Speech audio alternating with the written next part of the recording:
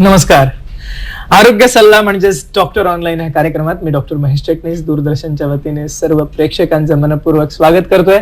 आजच्या आपल्या कार्यक्रमाचा विषय अतिशय अनोखा आणि अतिशय महत्वाचा आहे आणि तो आहे आरोग्य सेवेचा उंचावण्यासाठीच्या उपाययोजना. आणि ह्यासाठी चर्चा करण्यासाठी या क्षेत्रातील अतिशय नामांकित आणि तज्ञ लोकांना आज पाचारण केलेलं आहे. सर्वप्रथम आपण ओळख करून घेऊया शुभांजली गाडगीळ यांची. नमस्कार मॅडम. शुभांजली गाडगीळ यांची मी सर्वप्रथम ओळख करून देतोय. शुभांजली गाडगीळ या मायक्रोबायोलॉजिस्ट आणि सिस्टीम अनालिस्ट आहेत आणि forum for enhancement of quality in health केअरच्या त्या फाउंडर मेंबर आणि ट्रेजरर म्हणून कार्यरत आहेत. सगळ्यात महत्वाचं म्हणजे आरोग्य सेवेमध्ये हेल्थ केअर मध्ये त्यांनी आजपर्यंत 100हून अधिक ऑडिट्स केलेली आहेत. आणि आपल्याकडे दुसरेही पार्टिसिपेंट आज उपस्थित आहेत आणि ते आहेत डॉक्टर जयदीप टँक. नमस्कार सर. नमस्कार. डॉक्टर जयदीप टँक हे व्यवसायाने गायनेकोलॉजिस्ट आणि ऑब्स्टेट्रिशियन आहेत आणि ते अश्विनी मॅटर्निटी आणि सर्जिकल हॉस्पिटल जे घाटकोपर ईस्ट या ठिकाणी आहे या ठिकाणी प्रामुख्याने कार्यरत असतात. याशिवाय KJ सोमय्या हॉस्पिटलमध्ये ते ऑनररी गायनेकोलॉजिस्ट आणि त्याचप्रमाणे ऑनररी टीचर म्हणून मेडिकल कॉलेजला कार्यरत आहेत. सगळ्यात महत्वाचं म्हणजे कमिटी ऑन अनसेफ अबॉर्शन्स जी Asia Oceania federation of obstetrics and gynaec असोसिएशनची आहे या कमिटीचे ते निमंत्रक म्हणजेच कन्व्हेनर आहेत. याशिवाय इंडियन फेडरेशन ज्याला फॉक्सी असं संबोधलं जातं त्यांच्या MTP कमिटीचे ते चेअरमन आहेत. आणि सगळ्यात महत्वाचं म्हणजे आपल्या आजच्या विषयाशी संबंधित आरोग्य सेवेच्या दर्जाशी संबंधित जी forum for enhancement of quality in health care आहे ही जी NGO ही जी संस्था आहे त्याचे सेक्रेटरी आणि फाउंडर मेंबरही आहेत. दोन्ही पार्टिसिपेंटची ओळख करून घेतल्यानंतर प्रेक्षकांसाठी निवेदन आहे. प्रेक्षकांनी प्रश्न हे नेमक्या शब्दात विचारा आणि प्रश्न हे विषयाला अनुसरून विचारा. आणि आजच्या कार्यक्रमाचा जो विषय आहे तो आहे मी मगाशी सांगितल्याप्रमाणे दर्जेदार आरोग्य सेवा देण्यासाठी किंवा उंचावण्यासाठी केले जाणारे प्रयत्न किंवा उपाययोजना याविषयी आपण चर्चा करत आहोत. आपले प्रश्न जरूर विचारा. पुढील फोन नंबर्सवरती. फोन नंबर्स पुढील प्रमाणे आहेत 24908050 म्हणजेच 24908050 हा आहे पहिला नंबर. दुसरा नंबर आहे 24988050 म्हणजेच 24988050. अर्थातच हे दोन्ही नंबर मुंबईतील प्रेक्षकांसाठी आहेत. मुंबई बाहेरील प्रेक्षकांसाठी एक STD कोड आहे 022 किंवा 022 हा STD कोड लावून आपण पुढील फोन नंबर डायल करू शकता. सगळ्या प्रेक्षकांनी फोन नंबर्स नीट लिहिले असतील. मी पुन्हा एकदा विषय सांगतो आहे. आजचा कार्यक्रमाचा विषय खरोखर महत्वाचा आहे सर्वच लोकांसाठी सर्वच प्रेक्षकांसाठी आणि तो आहे आरोग्य सेवेचा दर्जा उंचावण्यासाठी केल्या जाणाऱ्या उपाययोजना. आपल्याला माहितीच आहे भारतासारख्या विकसनशील देशामध्ये आज जी आरोग्य सेवेची एकंदरीतच आरोग्य सेवेचा जो दर्जा आहे ह्याच्याबद्दल एक मोठं प्रश्नचिन्ह आहे आणि त्याविषयी आपण जाणून घेणार आहोत आजच्या कार्यक्रमामध्ये. दोन्ही मान्यवर उपस्थित आहेत. सर्वप्रथम डॉक्टर जयदीप टँक मी तुम्हाला विचारू इच्छितो कारण तुम्ही व्यवसायाने सुद्धा डॉक्टर आहात आणि तुम्ही क्वालिटी इम्प्रूव्ह करण्यासाठी हेल्थ केअर सर्व्हिसेसमध्ये प्रयत्नशील आहात. अतिशय महत्वाची ही गोष्ट आहे. सर्वप्रथम मला प्रश्न हा विचारायचा आहे तुम्हाला की खरोखर आज हा दर्जा उंचावण्याची गरज आहे का? काय आहे भारतातील परिस्थिती? काय सांगता येईल? सर्वात पहिलं तर मी हे सांगणार की हे फार चांगली गोष्ट आहे की तुमच्या कार्यक्रमांनी हा टॉपिक घेतलाय कारण की ह्याची फार अर्जंट नीड आहे आपल्या देशात. पर्टिक्युलरली हे जर आपण विचार केलं की चांगलं हेल्थ केअर चांगलं आरोग्य सेवा हे एक फंडामेंटल राईट आहे. कोणी पण नागरिक आपल्या देशाचा असला आणि जर तो हॉस्पिटल नाही तर डॉक्टरकडे गेला तर हे त्याचं अधिकार आहे की त्याला व्यवस्थित आरोग्य सेवा मिळायलाच पाहिजे. दुसरं हे आहे की आपल्या देशात बघायला गेलं तर जे पब्लिक हेल्थ सिस्टम आहे ते करता प्रायव्हेट हेल्थ सिस्टम फार प्रचंड पैकी प्रेव्हलंट आहे आणि 80% हेल्थ केअर आपल्या देशात प्रायव्हेट हेल्थ सिस्टम मधून जातं आणि फक्त 20% पब्लिक हेल्थ सिस्टम मधून जातं. याचा एक मेन प्रॉब्लेम हे आहे की प्रायव्हेट हेल्थ केअर मध्ये मॉनिटरिंग सिस्टम नाही आहे. रेग्युलेशन्स फार आहे. फॉर एक्झाम्पल तुम्हाला जर नर्सिंग होम करायचं असेल तर तुम्हाला आजच्या दिवसात 27 लायसन्सची जरूरत पडते. पण एक वेळा तुम्हाला लायसन्स मिळाले नंतर तर तुमचं परफॉर्मन्स कसं आहे ते मॉनिटर करायची एक पण सिस्टम आहेच नाही आपल्या देशात. हे विचार करून मला वाटतंय की आपलं जे दर्जा आहे ते उंचावायची एकदम आवश्यक जरूरत आहे आणि एकदम अर्जंट नीड आहे. दुसरं हे पण आहे की ज्यावेळी आपण दर्जा उचवायचा विचार करतो तर पेशंट लोड आपल्या देशात एवढा आहे की कधी कधी असं वाटतं की दर्जा उंच करून काही मिनिंग नाही, जेवढं आपल्याने होतं तेवढं आपण करूया.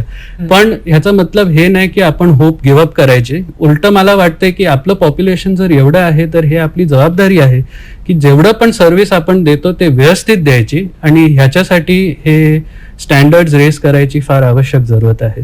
मला वाटतं सगळ्यात महत्वाचा मुद्दा डॉक्टर जयदीप टांक यांनी आपल्याला सांगितला की एकदा लायसन्स मिळालं, हे सगळ्यांच्याच बाबतीत घडतं, म्हणजे प्रॅक्टिशनर डॉक्टर्स आहोत, म्हणजे फॅमिली फिजिशियन लेवल पासून नर्सिंग होम पासून ते हॉस्पिटल पर्यंत लायसन्स मिळवताना अथक प्रयत्न करायला लागतात, अनेकविध कटकटीनं अडचणींना सामोरं जावं लागतं. पण हे एकदा लायसन्स मिळालं की त्याच्यानंतर पर्टिक्युलरली ती आरोग्य सेवा पुरवणारी व्यवस्था, त्याच्या वरती कुठल्याही प्रकारचं सरकारचं किंवा कुठल्याही संस्थेचं नियंत्रण किंवा मॉनिटरिंग राहत नाही, आणि त्यामुळे बऱ्याचदा नंतर ह्या व्यवस्था आपल्याला कोलमडलेल्या आढळून येतात. आणि हेच एक महत्वाचं कारण आहे की आजच्या कार्यक्रमामध्ये आपण हा विषय चर्चेला घेतला. डॉक्टर, अतिशय महत्वाची माहिती दिलीत तुम्ही, त्याबद्दल धन्यवाद.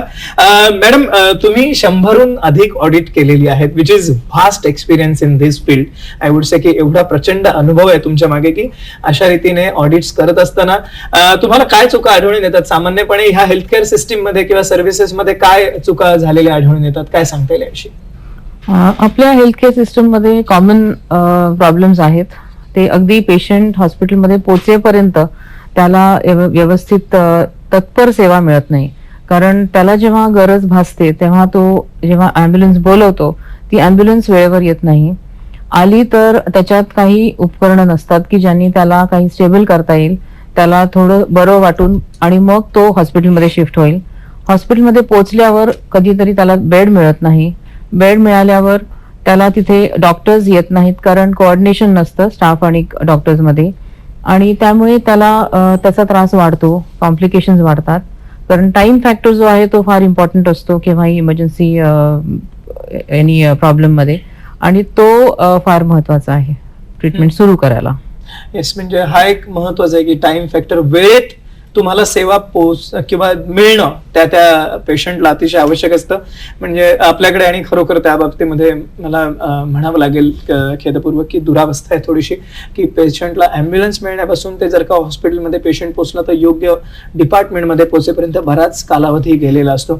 आणि स्ट्रोक सारख्या पेशंटमध्ये किंवा हार्ट अटॅक सारख्या पेशंट्समध्ये टाइम इज हा जो असतो सुरुवातीच्या काळामधला, ज्याला आपण गोल्डन आवर म्हणतो, त्या काळात जर का ट्रीटमेंट आपण प्रोव्हाइड करू शकलं तर पेशंटचा जीवच वाचत नाही केवळ, तर त्याची क्वालिटी ऑफ लाईफ, पुढचं आयुष्य संपूर्ण तो कसा काढणार आहे, ह्या सुद्धा गोष्टी बऱ्याचशा ह्याच्यावरती अवलंबून असतात टाइमली सेवा मिळण्यामध्ये.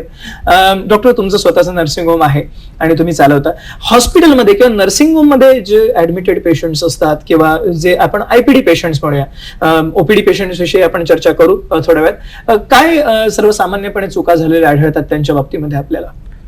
आता एक आहे की एवढं स्ट्रेस दिलं की जे टाइम आहे ते फार इम्पॉर्टंट आहे, ते बरोबर आहे. पण एक हे आहे की पेशंटला पण समजायला पाहिजे की कुठल्या केसमध्ये टाइम एकदम व्हायटली इम्पॉर्टंट आहे आणि कुठल्या केसमध्ये हे नाही आहे की पेशंट हॉस्पिटलमध्ये पाय ठेवणार आणि इमिजिएटली डॉक्टर व्हायला पाहिजे. हे सगळे केसेस वेगळे असतात, आणि माझ्याप्रमाणे हे एक सर्वात मोठा प्रॉब्लेम आहे की पेशंटची जी एक्सपेक्टेशन असतात ते कधी कधी अनरिअल असतात. आणि हे अनरिअल व्हायचे दोन कारण आहे. एक की पेशंटला जे त्यांचा प्रॉब्लेम आहे त्याचं ॲडिक्वेट इन्फॉर्मेशन नसतं. हे चूक पेशंटची आहे असं नाही आहे, हे कधी कधी चूक डॉक्टरची पण असते. कारण की कधी कधी डॉक्टर व्यवस्थित कम्युनिकेट करत नाही की ते हॉस्पिटलला जातात नंतर काय होणार आणि कधी डॉक्टर येणार, हे कधी कधी पेशंटला सांगितलं नसतं. म्हणजे एक मेन प्रॉब्लेम हा जो आहे तो कम्युनिकेशनचा आहे. जसं पेशंट हॉस्पिटलमध्ये आलं तर पेशंटला असं रिअश्युरिंग फिलिंग व्हायला पाहिजे की ठीक आहे, मी आता हॉस्पिटल आली आहे तर मी सेफ हँड्समध्ये आहे. आणि हे तेव्हाच होऊ शकतं ज्यावेळी की पेशंटला माहिती पहिल्यापासून असते की तिला काय होणार आहे. दुसरा प्रॉब्लेम हा इक्विपमेंट्सचा आहे. आम्ही जास्तीपैकी बघितलंय की जे इक्विपमेंट सर्वात कमी कामाचे असतात ते युजली ज्यावेळी लागतात त्यावेळी चालत नाही. फॉर एक्झाम्पल डिफिब्रिलेटर असतं, ते दररोज लागत नाही नर्सिंग होम्समध्ये, आणि कधी कधी ज्यावेळी ते लागतं त्यावेळी it can be a difference of life and death. तर इट इज व्हेरी इम्पॉर्टंट की अशी जे इक्विपमेंट्स आहे त्याला चेकिंग करायला, त्याला मेंटेनन्स व्हायला आणि ते चालते की नाही ते बघायला, आणि जर ती चालत नाही तर प्रॉम्प्ट रिपेअर करायला, याची सिस्टम होणी फार जरुरी आहे. आणि ही सिस्टम जी आहे ते फक्त कोणी थर्ड पार्टी मधूनच येऊ शकतं. अतिशय महत्वाची माहिती दिली डॉक्टरांनी आपल्याला, की छोट्या चुका जर का आपण टाळल्या तर आपण बऱ्याच पेशंटचे प्राण वाचवू शकतो आणि चांगली सेवा त्यांना पुरवू शकतो. अतिशय महत्वाचं. आणि दुसऱ्या सगळ्यात महत्वाची गोष्ट आहे ती कोऑर्डिनेशन आणि कम्युनिकेशन, म्हणजे इन्फॉर्मेशन असणं पेशंट जवळ, ही अतिशय एक महत्वाची गोष्ट आहे. ती कशी ते आपण अर्थातच जाणून घेऊया कार्यक्रमात पुढे. सजल जोशी आपल्याला यवतमाळवरनं पहिला प्रश्न विचारू इच्छितात. सजल बोला, आपण विचारा. हा, प्रश्न विचारा. हा, नमस्कार सर. हा, सचिन बोला. हा, नमस्कार. हा, नमस्कार, बोला. साहेब, मला प्रश्न असा विचारायचा होता. म्हणजे मी अशा भागातून बोलत आहे, यवतमाळमध्ये पाटणबुरी नावाचा एक भाग आहे, बर, की जो केळापूर नावाचा जो आदिवासी तालुका आहे, बर, त्या भागातून मी बोलत आहे. म्हणजे झरीधामणीसारख्या दुर्गम भाग या भागामध्ये आहे. बर. प्रश्न असा होता की NRHM मार्फत मोठ्या प्रमाणावर पैसा हा तालुका स्तरावर आलेला आहे पहा. बर. तर मग त्या पैशाचं नियोजन हे नेमकं कशा प्रकारे होत आहे? म्हणजे ग्रामीण भागात कोणत्या सोयी सुविधा नेमके पुरवल्या जाते यामार्फत? सचिन, क्षमा करा, हा प्रश्न आपला आरोग्य सेवेशी निगडीत असा नाहीये. कारण आम्ही याचं उत्तर देण्याचा जरूर प्रयत्न करू, पण त्या प्रकारचा कार्यक्रम जेव्हा आम्ही करत असू त्यावेळेस निश्चित आपला प्रश्न विचारा. हॅलो सखी जो आमचा दुपारचा कार्यक्रम असतो, त्या कार्यक्रमात अशा प्रकारच्या विषय नेहमी घेतले जातात चर्चेसाठी. तर त्या आपल्या कार्यक्रमामध्ये आपण जरूर हा प्रश्न विचारून ह्या बाबतीतला आपल्या प्रश्नाचं समाधानकारक उत्तर मिळवू शकता. आजचा आपला कार्यक्रम सामान्यतः आरोग्य सेवेचा दर्जा उंचावण्यासाठी जे केले जाणारे प्रयत्न किंवा उपाययोजना आहेत त्याविषयी आपण प्रामुख्याने बोलतोय. Quality in health care services याविषयी आपण बोलतोय आज. मॅडम, आपण जेव्हा हे आज बोलतोय की क्वालिटी बद्दल जेव्हा आपण चर्चा करतो, आज डॉक्टरांनी सांगितलं की ह्या छोट्या छोट्या चुका आहेत ह्या आपण टाळू शकतो. ओके. आणि म्हणजे त्याच्यासाठी काही फार मोठी मेहनत किंवा वेगळ्या गोष्टी करण्याची गरज लागत नाही, पण कोऑर्डिनेशन असणं, सुसूत्रता असणं सर्व कामांमध्ये, आणि त्याचप्रमाणे सगळ्यात महत्वाचं काय की पेशंट आणि डॉक्टरचं एज्युकेशन दोन्ही बाजूने आपण बोलूया, कारण ह्या दोन्ही गोष्टी एकमेकांना पूरक आहेत. आपण आज ह्या कार्यक्रमात एकमेकांना दोष देण्यासाठी नाही, तर त्यातून चुकांमधून पुढे कसं जाता येईल हे बघण्यासाठी प्रामुख्याने आपण सादरीकरण करतोय. काय तुम्हाला वाटतं की अशा प्रकारे इम्प्रूव्हमेंट करण्यासाठी आज काय सिस्टीम्स अवेलेबल आहेत, किंवा अशा प्रकारे काही समाजसेवी संस्था एक तर आहेच जी आपण आता मगाशी सांगितलं, एनहान्समेंट जी आपण करतोय for enhancement for forum of quality in health care, ही तर एक संस्था आहे ज्याच्या तुम्ही दोघेही सभासद आहात. पण इतर काही अशा सिस्टीम्स प्रचलित आहेत का की ज्याच्याद्वारे आपण क्वालिटीचं प्रमाणपत्र त्या डॉक्टरना, म्हणजे इंडिव्हिज्युअल डॉक्टर असो, फॅमिली फिजिशियन असो, किंवा नर्सिंग होम असो, किंवा हॉस्पिटल असो, करू शकतो? हो, अशा क्वालिटी मॅनेजमेंट सिस्टमचं सर्टिफिकेशन होऊ शकतं. आणि त्याच्यासाठी ISO चे काही आहेत स्टँडर्ड्स, JCI स्टँडर्ड्स आहेत, आणखीन हे कॅप म्हणून स्टँडर्ड्स आहेत पॅथॉलॉजी लॅबसाठी. तर ह्या स्टँडर्ड्स प्रमाणे त्यांनी जे गाईडलाईन्स दिलेले आहेत, जे रूल्स दिलेले आहेत, त्या जर तुम्ही इम्प्लिमेंट केल्या आपल्या संस्थेमध्ये तर नक्कीच पेशंटला आणि डॉक्टरला दोघांना फायदा होईल. कारण डॉक्टरला नेहमी वाटत असतं की आपण व्यवस्थित आणि चांगली सेवा करावी, पण मॅनेजमेंट नीट नसल्यामुळे, सिस्टम नसल्यामुळे त्यांना हा अभाव वाटतो आणि त्यांना ही सर्टिफिकेशन्स मदतीला येतात. येस. आणि मॅडम, हे झालं सर्टिफिकेशनच्या बाबतीमध्ये. हे मिळवण्यासाठी, सर्टिफिकेट्स मिळवण्यासाठी आज एजन्सीज अवेलेबल आहेत, प्रायव्हेट एजन्सीज अवेलेबल आहेत, वेगवेगळ्या प्रकारच्या संस्था आज मदत करतात. पण आता तुम्ही स्वतः ऑडिट केलेली आहेत, तर तुम्ही जेव्हा जाता ऑडिट करण्यासाठी तेव्हा इन्स्पेक्शन करत असताना नक्की तुम्ही काय चाचपणी करता किंवा कसं करता ऑडिट, ह्याविषयी थोडक्यात काही सांगता येईल का? हा, पहिली गोष्ट आम्ही बघतो की पेशंटकडे काय फोकस आहे त्या हॉस्पिटलचा, म्हणजे त्यांना ताबडतोब घेतलं जातं की नाही, त्यांचं रजिस्ट्रेशन सिस्टम बघतो, त्यांना पेशंट एज्युकेशन दिलं जातं की नाही, डॉक्टर्स त्यांना नीट एज्युकेट करतात की नाही, त्यांच्या एलिमेंटबद्दल, त्यांच्या आजाराबद्दल त्यांना काही ऑप्शन्स दिले जातात की नाही. मग त्यांच्यावर जेव्हा उपचार केले जातात तेव्हा त्यांचा एक कन्सेंट घेतला जातो, तो घेतला जातो की नाही, त्यांना नीट समजवलं जातं की नाही. मग त्यांच्याकडे जे काही OT म्हणा किंवा काही प्रोसिजर्स जेव्हा करतात तेव्हा ते तिथे इन्फेक्शन कंट्रोलची काळजी घेतली जाते की नाही, तिथे निर्जंतुकीकरण नीट होतं की नाही, स्टाफला ह्याच्याबद्दल कितपत माहिती आहे, स्टाफ कितपत कोऑर्डिनेट करतं डॉक्टर्सशी किंवा एकमेकांशी, स्टाफला ट्रेनिंग इंडक्शन ट्रेनिंग दिलं जातं की नाही जेव्हा ते जॉईन होतात तेव्हा, आणि मग नंतर ऑनगोईंग ट्रेनिंग दिलं जातं की नाही, आणि plus equipment maintenance is a very important factor. तर इक्विपमेंट मेंटेनन्समध्ये नॉर्मली आम्ही बघतो की ब्रेकडाऊन मेंटेनन्स हा केला जातो, की बिघडल्यावरती मगच रिपेअर केलं जातं. त्याच्याऐवजी आम्ही इन्सिस्ट करतो की प्रिव्हेंटिव्ह मेंटेनन्स व्हावा. त्या ह्याच्यात नेहमी स्मूथ फंक्शनिंग होतं आणि सिस्टम व्यवस्थित चालू राहते. So Yes. या अनेक गोष्टी आहेत. सेफ्टी आहे, अॅक्युरेसी आहे. अॅक्युरेसी तेव्हाच मिळते जेव्हा इक्विपमेंट्स व्यवस्थित असतात, सगळे स्टाफ क्वालिफाईड असतो, त्यामुळे क्वालिफिकेशन हे नीट बघितलं जातं आधी. आणि बाकी storage of medicines which is very important, की एक्सपायरी डेट चेक केली जाते की नाही, किंवा स्टोरेज ऑफ साधारण वॅक्सिन्स किंवा ब्लड बॅग्स किंवा आणखीन इमर्जन्सी ड्रग्स ह्याचे काही ठराविक टेम्परेचरवरती ते मेंटेन केले जातात. ते स्टाफला माहिती आहे की नाही, त्याप्रमाणे ते करतायत की नाही, या अनेक बारीक सारीक गोष्टींकडे आम्ही बघतो आणि त्याप्रमाणे त्यांना सजेशन्स देतो सुधारण्यासाठी. अतिशय महत्वाची मला वाटते ही गोष्ट की अशा रीतीने अनेकविध गोष्टींचा आढावा ह्या ऑडिटमध्ये घेतला जातो आणि त्यामुळे अर्थातच इम्प्रुव्हमेंट करायला एक संधी मिळते त्या इन्स्टिट्यूटला. आणि हे सर्वच बाबतीमध्ये म्हणजे डॉक्टर असो, नर्सिंग होम असो किंवा हॉस्पिटल असो गरजेचं आहे.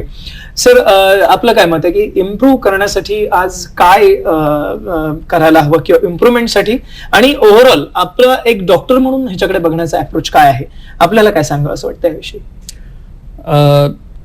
जसं मी सांगितलं, इम्प्रूव्हमेंटची जरूरत आहे, त्याच्यामध्ये काही डाऊट नाही.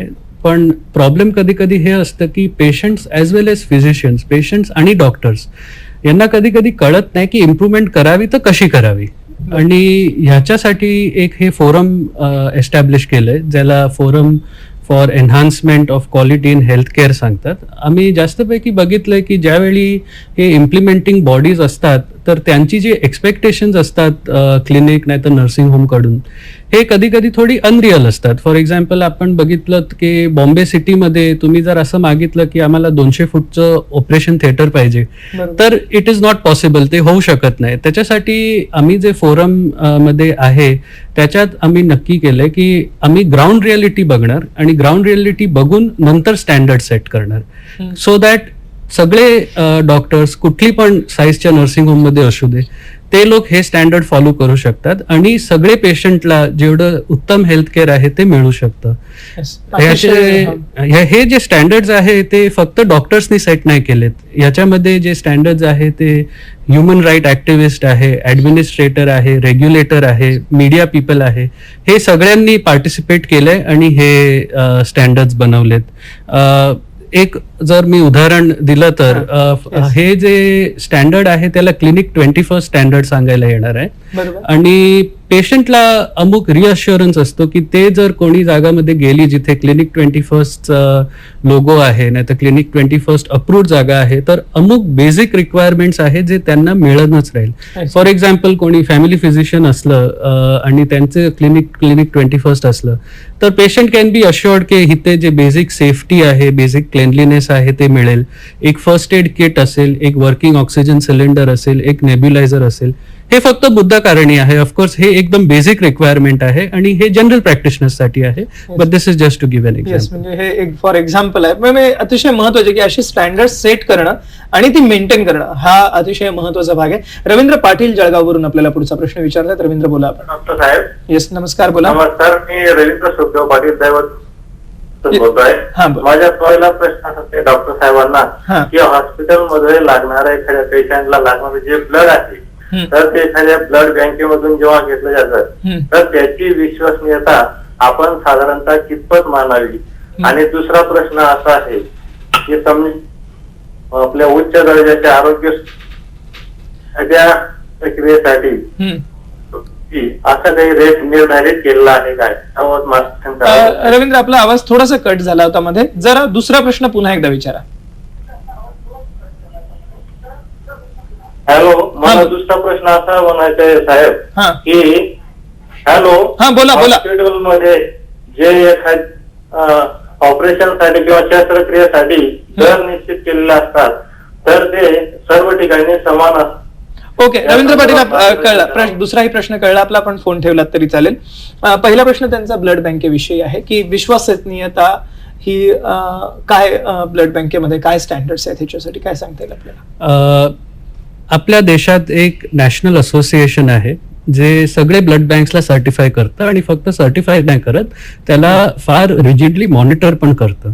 म्हणजे जर कोणी ब्लड बँकमध्ये गेलं आणि ते ब्लड बँक ह्या नॅशनल असोसिएशननी सर्टिफाईड असेल तर it is taken for granted, म्हणजे ते तुम्ही विश्वास ठेवू शकतात की जे तुम्हाला ब्लडची क्वालिटी मिळणार ते चांगलीच मिळणार आणि सगळी टेस्ट वगैरे करून नंतर मिळणार.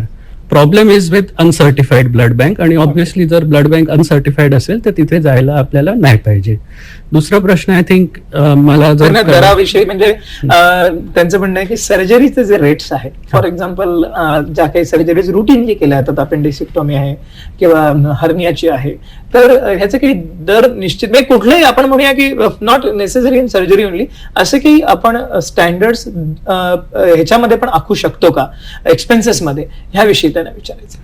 ऍक्च्युली हे एक मोठा प्रॉब्लेम आहे आपल्या देशात, कारण की आपल्या देशात जसं मी सांगितलं की 80% हेल्थकेअर प्रायव्हेट सेक्टरमधून येतं आणि प्रायव्हेट सेक्टरमध्ये जर प्राइसिंग रेग्युलेट करायला पडेल तर त्याच्यामध्ये इन्व्हेस्टमेंट किती जरूरत आहे ते पण रेग्युलेट करायला पडेल, आणि that is impossible to regulate, कारण की हे सगळं एंटरप्रिनरशिपवर चालतं. आणि देअरफॉर आय वुड सजेस्ट की जे कोणी पेशंटला जर काय प्रोसिजर, काय ऍडमिशन, नाहीतर काही ब्लड टेस्ट पण जर करायची असेल तर इट इज ऑलवेज ऍडवायजेबल की तुम्ही पहिल्यापासून ही जाणकारी घ्या की एक्झॅक्टली खर्च किती होणार. कधी कधी काय असतं की पेशंट विचारतात आणि अमुक खर्च समजतात, पण फॉर एक्झाम्पल मेडिसिनचा खर्च नाही समजत, तर तुम्ही डॉक्टरांना विचारायला पाहिजे की डॉक्टर टोटल खर्च किती होणार. आणि जर तुम्ही हे केलं आणि त्याच्यानंतर तुम्ही डिसाईड केलं की ठीक आहे हा खर्च मला चालेल आणि नंतर हे प्रोसिजर केलं तर कधी तुम्हाला असं नाही वाटणार की तुम्हाला ओव्हरचार्ज केलं. येस, अतिशय महत्वाचं आहे की आपण ठराविक गोष्टी करताना जेव्हा प्लॅन्ड गोष्टी असतील, प्लॅन्ड सर्जरी आहे किंवा प्लॅन्ड ऍडमिशन आहे, तेव्हा सर्वसाधारण खर्चाचा अंदाज आधी घेऊन मगच आपण ह्या गोष्टी करू शकतो. अतिशय महत्वाचं आहे. मॅडम, ह्या ज्या 3-4 गोष्टी आहेत, मगाशी सरांनी फॅमिली फिजिशियनच्या संदर्भात सांगितल्या बेसिक गोष्टी काय असतील, पॅथॉलॉजी लॅब किंवा नर्सिंग होम किंवा हॉस्पिटल्स, ह्याच्यासाठी काही असे नॉर्म्स आहेत का? काय नॉर्मली तुम्ही बघता अशा वेळेस?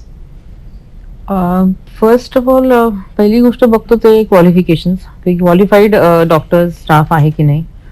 आपल्याकडे आता नर्सिंग स्टाफमध्ये हा नेहमीच प्रॉब्लेम येतो की सगळे क्वालिफाईड नसतात, पण त्याच्यामुळे काही सर्टिफिकेशन थांबत नाहीत. त्यांना आम्ही एन्श्युअर करतो की ट्रेनिंग दिलं आहे की नाही ते त्या फील्डमध्ये, त्यामुळे ट्रेन्ड स्टाफ लागतो. Quality assurance, external quality assurance लागतो लॅब्सच्या सर्टिफिकेशन्समध्ये, की बाहेरून एक एक्सटर्नल एजन्सीज असतात की जे कंट्रोल्स पुरवतात आणि त्यांच्या ते मॅच करून त्यांना ते हे बरोबर आहेत की नाही, त्यांच्या व्हॅल्यूज, त्यांच्या ॲक्युरसी त्यांचं आहे की नाही ते आम्ही बघतो. आणखीन नर्सिंग होम्समध्ये बेसिकली इन्फेक्शन कंट्रोल प्रोटोकॉल्स माहिती आहेत की नाही, कारण पेशंटला क्रॉस इन्फेक्शन होता कामा नये, तसंच स्टाफला सुद्धा क्रॉस इन्फेक्शन होता कामा नये, त्याच्यासाठी त्यांनी ते व्यवस्थित काळजी घेत आहेत की नाही, युनिव्हर्सल सेफ्टी प्रिकॉशन्स त्यांना माहिती आहेत की नाही, ओटी सर्वेलन्स होतो की नाही त्याचं व्यवस्थित चेकिंग करतात की नाही. कारण ओटी सर्वेलन्स जर झाला नीट आणि हे इन्फेक्शन कंट्रोल प्रॅक्टिसेस जर नीट केले तर अँटीबायोटिक्स नेहमी कमी लागतात पेशंटला, त्याचा स्टे कमी होतो हॉस्पिटल्समध्ये आणि त्याचा हा फायदा रुग्णाला नक्कीच होतो. आणि डेफिनेटली त्याला सगळ्याच दृष्टीने लवकर आराम मिळतो, फायदा होऊ शकतो. अतिशय महत्वाचं आहे डॉक्टर टँक की ही गोष्ट जी आहे की जर का क्वालिटी जर का आपण मेंटेन केली हेल्थ सर्व्हिसमध्ये तर पेशंटला त्याचा फायदा जास्त होतोच, पण डॉक्टर्सचा सुद्धा ताण बऱ्याच प्रमाणात कमी होऊ शकतो काम करण्याचा, कारण बऱ्याच प्रमाणात जर का आपण ह्या गोष्टी अवॉइड करू शकतो इन्फेक्शन सारख्या, तर अतिशय महत्वाचं आहे. आणि ट्रीटमेंट करत असताना आज HIV एड्स सारख्या गोष्टी आहेत किंवा हेपॅटायटिस B सारखी जी इन्फेक्शन्स आहेत जी डॉक्टरला सुद्धा होण्याचं कदाचित ट्रीटमेंट करत असताना शक्यता असते, पण जर का ह्या आपण प्रिकॉशन्स क्वालिटीच्या सगळ्या व्यवस्थित मेंटेन केलेले असतील तर अर्थातच रिस्क फार कमी होऊ शकते. हा एक महत्वाचा भाग झाला. ऍज अ डॉक्टर म्हणून तुम्हाला आज आमच्या प्रेक्षकांना काय सांगावं वाटतं की आरोग्य सेवेचा दर्जा उंचावण्यासाठी जे काही आपण उपाययोजना करतोय, ज्याच्यामध्ये आज मॅडमने सांगितल्याप्रमाणे काही ISO सर्टिफिकेशन आलेले आहेत, म्हणजे प्रमाणपत्र मिळवणं हा एक भाग झाला, अतिशय महत्वाचा आहे. आणि आपल्या देशामध्ये मॉनिटरिंग सिस्टीम किंवा नाहीयेत, हा एक भाग झाला. जाता जाता आमच्या प्रेक्षकांना काय आपल्याला मेसेज देता येईल? मेसेज हा की पेशंटला कधी असं विचार करायला नाही पाहिजे की ज्यावेळी ते डॉक्टरकडे जातात तर ते कधी डॉक्टर्सच्या मर्सीला आहे, नाहीतर जर डॉक्टरनी त्यांना बघितलं नाही तर त्यांना काय फार त्रास होईल. त्यांना हे समजायला पाहिजे की डॉक्टर्सला पण पेशंटच्या प्रती फार फिलिंग असते. जर पेशंटला काय प्रॉब्लेम झाला तर डॉक्टरला पण कधी कधी रात्री झोप येत नाही, आणि हे पेशंट्सला कधी कधी कळत नाही. त्यांना वाटतं की डॉक्टरसाठी तर एक सामान्य गोष्ट आहे की दररोज पेशंट येतात आणि दररोज पेशंट जातात, आणि त्याच्यासाठी हे फार जरुरी आहे की पेशंट ज्यावेळी डॉक्टर चूज करतात त्यावेळी फार केअरफुली डॉक्टर चूज करायला पाहिजे. पण एक वेळा तुम्ही त्या डॉक्टरला चूज केलं आणि त्यांना तुम्हाला जे पाहिजे ते प्रश्न वगैरे विचारले आणि मग त्यांची ट्रीटमेंट तुम्ही ऍक्सेप्ट केली, तर हे पेशंटची पण जबाबदारी आहे की जी ट्रीटमेंट तुम्हाला जी ट्रीटमेंट दिली आहे ती ट्रीटमेंट तुम्ही व्यवस्थित घ्यायची. आणि ज्यावेळी डॉक्टरने फॉलोअपसाठी बोलवलं त्यावेळी व्यवस्थित डॉक्टरकडे जायचं, आणि जर काही प्रश्न असले तर ते कामली डॉक्टरांना तुम्ही विचारू शकता. काय हे जे आता चालू आहे सगळे हॉस्पिटल्समध्ये हे दंगा व्हायचं ते सगळं आपण इझिली अवॉइड करू शकतो. आणि usually it is a matter of miscommunication, and therefore doctor बरोबर व्यवस्थित डायलॉग एस्टॅब्लिश करायची ऑलवेज फार जरूरत असते. येस, ह्याच्याच बरोबरीने एक छोटासा प्रश्न की कारण तुमचं स्वतःचं आहे नर्सिंग होम, तर मेंटेन करण्यासाठी इक्विपमेंट्स पर्टिक्युलरली ही सुद्धा पेशंट्सनी माहिती करून घेणं आवश्यक आहे की त्या नर्सिंग होम मध्ये किंवा त्या हॉस्पिटलमध्ये नेसेसरी इक्विपमेंट्स डॉक्टर्स तज्ज्ञ असणं आवश्यकता आहे. हा एक पहिला भाग झालाच, पण दुसरा भाग नेसेसरी इक्विपमेंट्स आणि अॅक्युरेसी ही सुद्धा कधी कधी आवश्यकता असते. तर हे पेशंटने जाणून घेणं गरजेचं आहे का डॉक्टरांच्या बरोबरीनेच? माझ्या मते जर डॉक्टरकडे अमुक सर्टिफिकेशन आहे, फॉर एक्झाम्पल ISO असलं की क्लिनिक 21 असलं, तर पेशंटला हे विचारायची जरूरत नाही की एक ते सक्शन मशीन चालतंय की नाही, सिलेंडर आहे की नाही.